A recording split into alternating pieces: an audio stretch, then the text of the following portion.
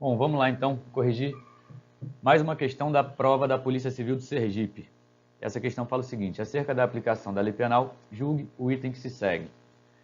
Considere que um cidadão nascido no Chile tenha cometido um crime de estupro naquele país, após a obtenção de sua naturalização secundária como brasileiro, com todos os efeitos legais a ela inerentes. Nesse caso, é possível a aplicação da lei penal brasileira, sendo condição de procedibilidade para o início da ação penal a entrada do agente em território nacional. E aí, pessoal, certo ou errado? O que a questão está querendo saber aqui? Aquelas hipóteses de extraterritorialidade do artigo 7º. É uma questão sobre lei penal no espaço. Qual é a regra de lei penal no espaço? A regra é que será aplicada a lei penal brasileira aos crimes cometidos no território nacional, certo? Porém, existem algumas hipóteses de extraterritorialidade. O que é isso? É quando a lei penal brasileira vai ser aplicada a um crime cometido no estrangeiro. Nesse caso aqui, ele cometeu um crime no Chile. E a questão está querendo saber se pode ser aplicada a lei penal brasileira. Então, vamos lá dar uma revisada. O inciso 1 do parágrafo 7º, ele traz para a gente as hipóteses de extraterritorialidade incondicionada, ou seja, se o crime for praticado em um outro país, dentro dessas circunstâncias, dessas alíneas aqui, que são 4 hipóteses, não precisa de nenhuma circunstância para que a lei penal brasileira seja aplicada. Quais são essas hipóteses? Então vamos lá, artigo 7º fala que ficam sujeitos à lei brasileira, embora cometidos no estrangeiro, os crimes contra a vida ou a liberdade do presidente da República. Imagine então que o presidente da República está viajando a trabalho, está lá nos Estados Unidos e sofre um atentado contra a sua vida. Essa pessoa que respondeu, que cometeu o crime, cometeu esse atentado contra a vida do presidente da República, vai responder segundo a lei penal brasileira, porque é uma hipótese de extraterritorialidade incondicionada. A linha B fala: os crimes contra o patrimônio ou a fé pública da União, Distrito Federal, de Estado, território, município, empresa pública, sociedade de economia mista, autarquia ou fundação instituída pelo poder público. Então imagine a seguinte situação: eu estou viajando, estou na Argentina, em Buenos Aires, e sou correntista do Banco do Brasil, visualizo uma agência do Banco do Brasil. E aí eu adentro a agência e tento sacar o meu dinheiro. O caixa eletrônico não funciona e eu, revoltado, dou um soco na vidraça do banco, quebrando a parte da entrada do Banco do Brasil, que é uma sociedade de economia mista, faz parte da administração indireta. Perceba que aqui, na linha B, o que está sendo protegido é o patrimônio tanto da administração pública direta quanto da administração pública indireta. Nesse caso, eu vou responder de acordo com a lei penal brasileira. Não só eu, brasileiro, se algum estrangeiro também cometer esse crime contra o patrimônio da administração pública direta ou indireta no estrangeiro, estará sujeito à aplicação da lei penal brasileira. A linha C: os crimes contra a administração pública por quem está a seu serviço. Imagine a hipótese de um auditor da Receita Federal, por exemplo, está trabalhando num aeroporto lá nos Estados Unidos e aí ele está diante de uma situação que pode configurar um crime de descaminho. Tem alguém querendo trazer mercadoria sem pagar os devidos tributos para o Brasil. E aí ele faz o quê? Ele solicita vantagem indevida para deixar aquela mercadoria passar. Que crime ele está cometendo? Ele está cometendo o crime de corrupção passiva. Ele vai responder de acordo com a lei lá dos Estados Unidos? Não. Embora o crime esteja sendo cometido no estrangeiro, ele vai responder de acordo com a lei penal brasileira, porque é um crime contra a administração pública por quem está a seu serviço. Hipótese de extraterritorialidade incondicionada. Agora, presta atenção, os princípios dessas 3 primeiras alíneas, o princípio que a doutrina chama é o princípio da proteção ou o princípio da defesa, também chamado de princípio da defesa real. Então, anota, porque isso costuma cair em prova também. A gente vai ver as outras alíneas e vai ver as hipóteses de extraterritorialidade condicionada. Agora, a banca pode perguntar para você, a hipótese de extraterritorialidade incondicionada nos casos de crime cometido contra a vida ou liberdade do presidente da República, e pode te perguntar qual é o princípio que será incidido nesse tipo de extraterritorialidade. Então aqui é o princípio da defesa ou da proteção. E qual é a lógica que a doutrina traz e chama princípio da defesa real? É porque esses 3 primeiros incisos, a gente vai ver que ainda tem a linha D, de extraterritorialidade incondicionada, mas esses 3 primeiros incisos, eles buscam proteger bens jurídicos de uma relevância muito forte para a soberania nacional. Quem é o maior chefe de Estado? O maior não, perdão, a gente só tem um. Mas quem é o chefe de Estado? Quem é que representa? Qual é a maior figura que pode representar o Brasil em âmbito internacional, como chefe de Estado? É o presidente da República, ele também é chefe de governo, se a gente for falar em âmbito nacional. Então, qualquer atentado contra a vida dele está atentando diretamente contra a soberania nacional. Por isso que o Código Penal buscou defender bens jurídicos de relevante valor para a soberania nacional, assim como patrimônio da administração pública direta ou indireta nas alíneas B e C. Próxima hipótese D. Deixa eu só conseguir passar o slide aqui. Vamos lá.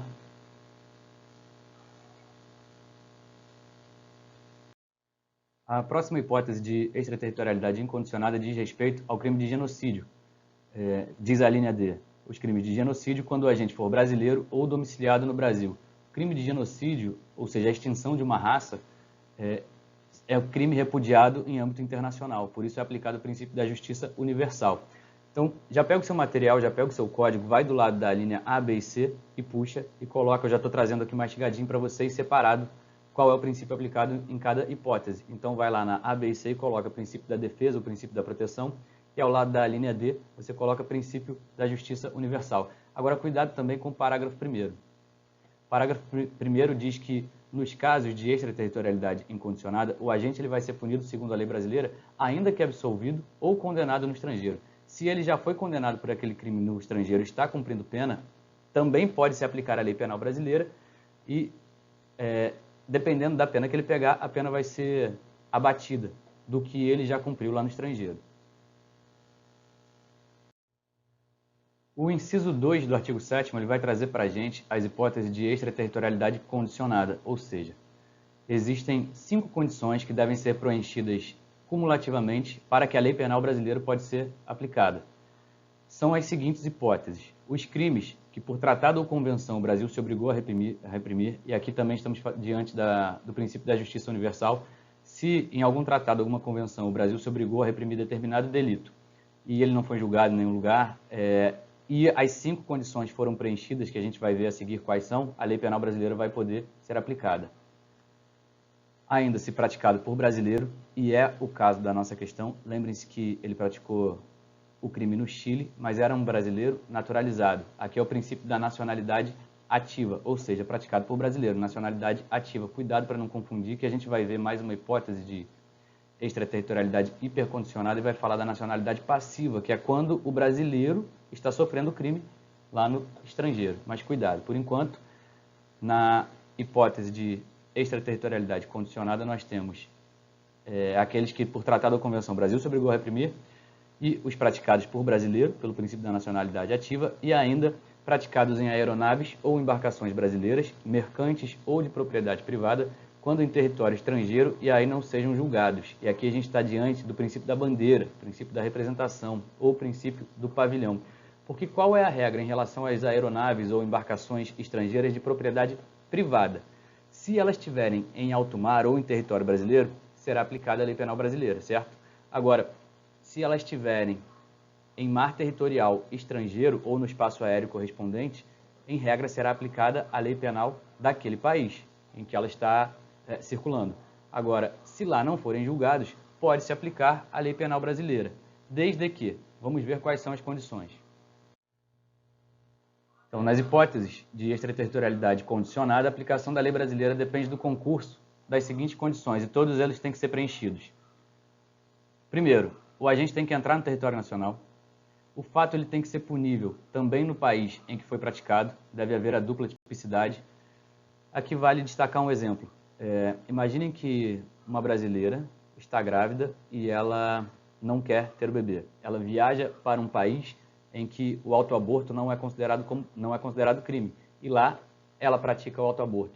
Aqui no Brasil, o autoaborto é crime? Sim, está lá no artigo 124, que fala provocar aborto em si mesma ou consentir que outrem lhe provoque. Então, o autoaborto aqui, de acordo com o artigo 124, é crime. Mas se no outro país não for considerado como crime, ela não vai poder ser punida de acordo com a lei penal brasileira, porque não há dupla tipicidade.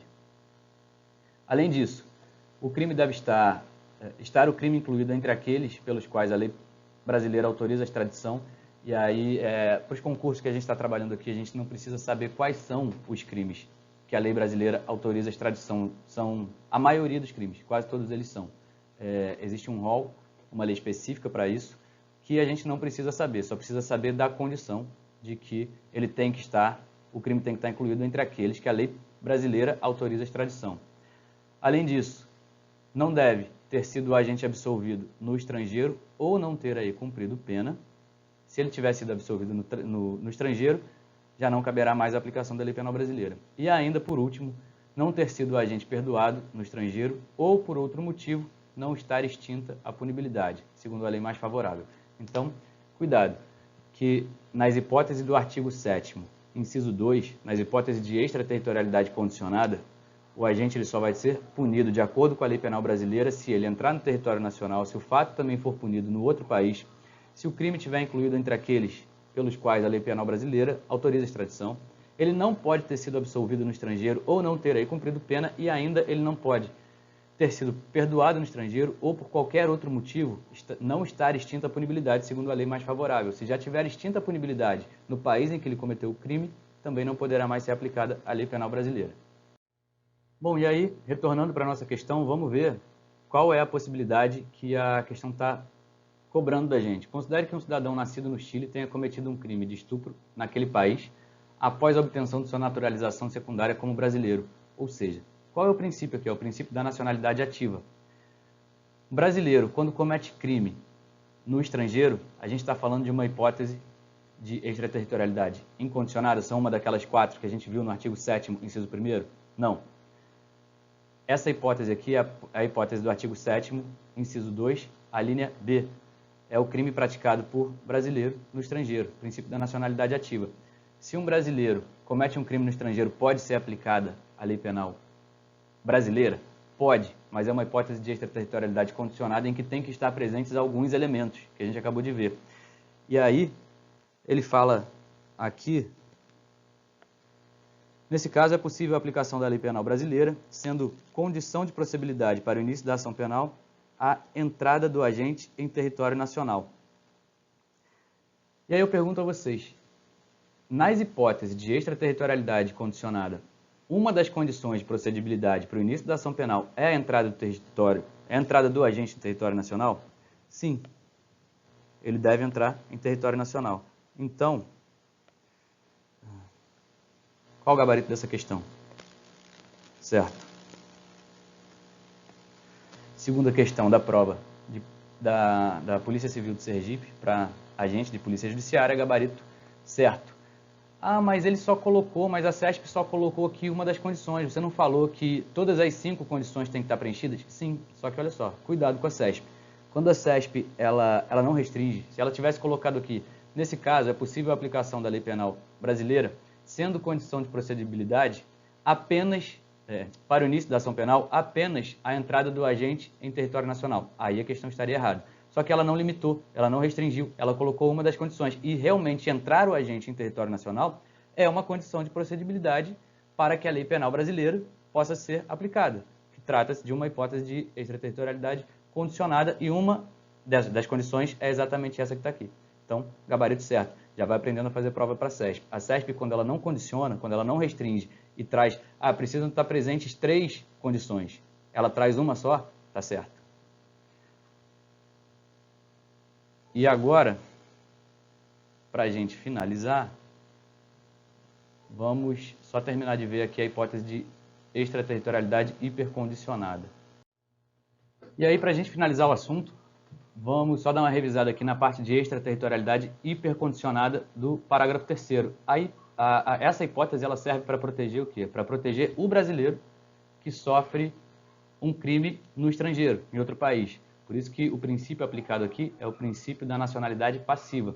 Então vamos lá, diz o parágrafo 3º o seguinte: a lei brasileira aplica-se também ao crime cometido por estrangeiro contra brasileiro fora do Brasil, se reunidas as condições previstas no parágrafo anterior, ou seja, além de todas aquelas condições que a gente viu, aquelas 5 condições para as hipóteses de extraterritorialidade condicionada, ainda tem que não ser pedida ou ter sido negada a extradição, ou seja, um cidadão americano cometeu um crime lá contra um brasileiro lá nos Estados Unidos. E aí ele preencheu aquelas 5 hipóteses da extraterritorialidade condicionada. Ele já está no território nacional e as demais hipóteses.